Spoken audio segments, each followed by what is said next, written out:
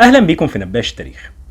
في يوم 1 يونيو سنة 1872 نشرت صحيفة البشير اللبنانية خبر بيقول إن الحكومة الخديوية في مصر بتستعد إنها تجمع وتبعت معروضات لمعارض مدينة فيينا، وإن القسم المخصص للتحف دي بيتم ترتيبه حاليا بمعرفة المسيو بيرجوف والمسيو شمورنز.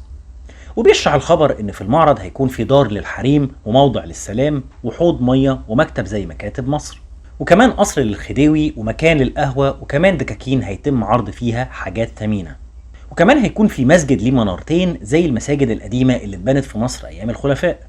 وكمان هيكون في بيت يشبه بيوت مشايخ القرى وهيحتوي على آلات الحرث والزرع، وبيوت تانية للفلاحين. وكمان حمام علشان أهل فيينا يستحموا فيه في الصيف وفي الربيع، ده بجانب بيوت للحمام. والمعرض هيكون فيه برضه قبر بني حسن اللي هيكون مشتمل على آثار قديمة من زمن الفراعنة. وكمان هيكون فيه أشياء كتيرة من بلاد الحبشة والقلة وسمالي. وهنا بيشرح الخبر ان دي الارض اللي ما بين النهر الازرق والبحر الاحمر وبندري بربوره ومسانا. والمكان ده بيقول الخبر ان هو تحت عهده الوالي من زنجر والي مصوع. وكمان هيكون في خيمه زي خيام العرب وكل الحاجات اللي العرب بيستخدموها في خيامهم.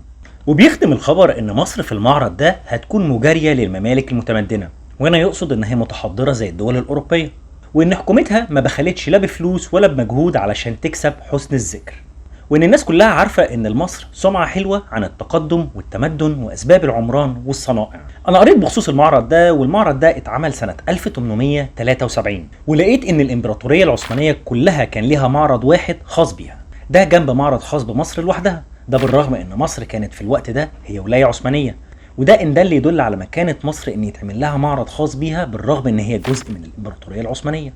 وقريت إن العمارة المصرية والمعرض المصري في العموم كان شيء يبهر، وان المعروضات من النماذج زي المقابر والمآذن كانت جميلة.